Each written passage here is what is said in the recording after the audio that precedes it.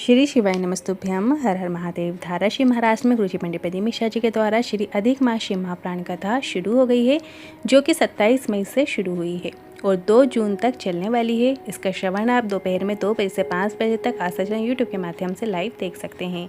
आज के इस वीडियो में आपको ये जानकारी मिलेगी कि 30 मई अधिक मास के 14वें दिन का दान क्या है, उसका महत्व जानिए।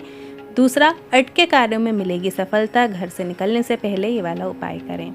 और आज की कथा में गुरुजी ने चावल से जुड़े बिल्कुल विशेष उपायों की जानकारी दी है, वो भी जानकारी आपको इसी वीडियो के माध्यम से प्राप्त होगी।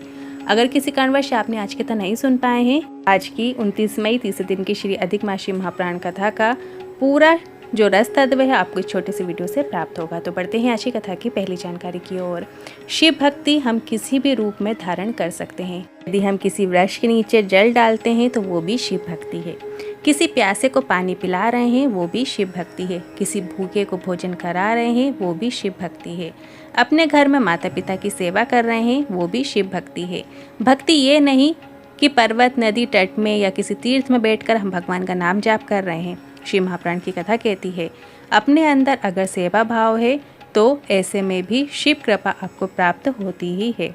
बढ़ते हैं अगली दूसरी जानकारी की ओर। शिव पर चढ़े हुए जल का सिंचन करके अगर हम कहीं भी चले जाते हैं तो शिव महापुराण की कथा कहती है, जब तक आपके कपड़ों में, आपके मस्तक पे शिव पर चढ़े जल का असर होता है, उतने समय तक जितनों से आप मिलते हैं सभी को गंगा में स्नान करने का पुण्य फल प्राप्त हो जाता है, मात्र शिव जी पर चढ़े हुए जल का अपने ऊपर छिंटन कर लेने से, सिंचन कर लेने से। बढ़ते हैं अगली तीसरी जानकारी की ओर।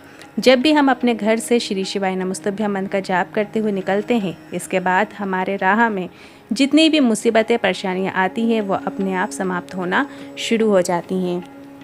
बढ़ते हैं अगली चौथी जानकारी की ओर। गुरुजी ने कहा, शिव पर जब दूध चढ़ाया जाता है तो शिव जी अत्यंत प्रसन्न होते हैं और भोलेनाथ आशीर्वाद देते हैं, पुनः पूतो फलो।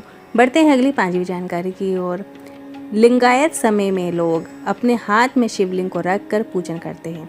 जो लिंगायत संप्रदाय के जो लोग होते हैं वो अपने हाथ में ही शिवलिंग को रख कर पूजन करते हैं। वो ऐसा क्यों करते हैं? क्योंकि शिवलिंग को उठाया भी नहीं जाता, तो वे ऐसे इसलिए करते हैं कि हमारे हाथ में जितनी भी उल्टी रेखाएं हैं वो सभी सही होना शुरू हो जाए।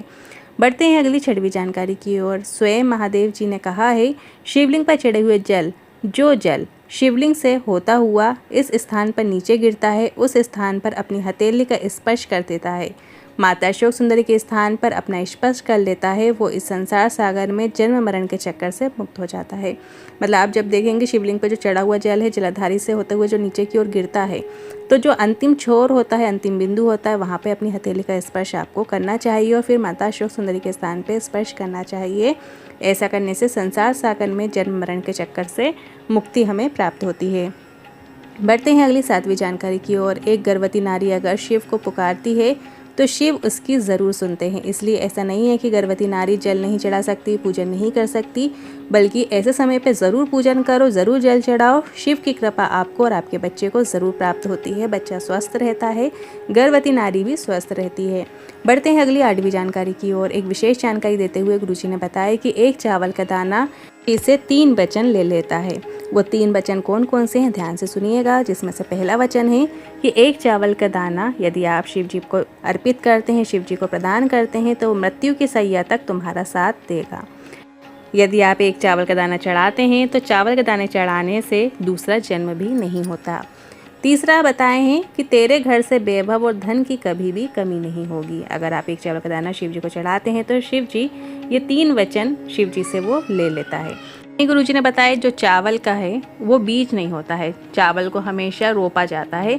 जैसे गेहूं के बीज से गेहूं को उगाया जाता है, चने को चने से उगाया जाता है, पर चावल में ऐसा नहीं होता है। चावल जो एक बार उत्पन्न हो गया फिर वो चावल दोबारा जन्म नहीं लेता। बढ़ते हैं अगली 9वीं जानकारी की ओर। 30 मई 2026 अधिक मास का 14वें दिन का जो दान है वो बताया गया है, पीले वस्त्र का दान। पीले वस्त्र का दान करने से जीवन में सुख, शांति, समृद्धि और सकारात्मकता बढ़ती है और ये दान पुण्य प्रदान करता है और सभी कार्यों में सफलता दिलाता है। तो आपको 30 मई 2026 अधिक मास का जो 14वां दिन है, इस दिन आपको पीले वस्त्र का दान करना चाहिए। बढ़ते हैं अगली 10वीं जानकारी की ओर। गुरुजी पंडित प्रदीप मिश्रा जी की जो आगामी कथाएं हैं उनकी जानकारी इस प्रकार है। इस कथा के बाद ये कथा 2 जून को समाप्त हो जाएगी, फिर 9 जून से 15 जून तक बाल खेंदीनाथ फुलवैया उत्तर प्रदेश में 1 बजे से 4 बजे तक दोपहर में कथा होने जा रही है। फिर 13 जून अधिक मास शिवरात्रि रहेगी, जिसमें शाम 7 बजे से पार्थिव शिवलिंग ऑनलाइन पूजा रखी गई है। इसके बाद जो कथा रहेगी वो 18 जून से 24 जून भटिंडा पंजाब में दोपहर में 2 बजे से 5 बजे तक श्री महाप्राण कथा होगी। आज की उपाय से जुड़े मन में कोई सवाल है, क्वेश्चन है तो कमेंट के जरिए पूछ सकते हैं। वीडियो थोड़ा भी उपयोगी लगा हो तो वीडियो को लाइक करके कमेंट बॉक्स में हर हर महादेव जरूर टाइप कीजिएगा। श्री शिवाय नमस्तुभ्यम।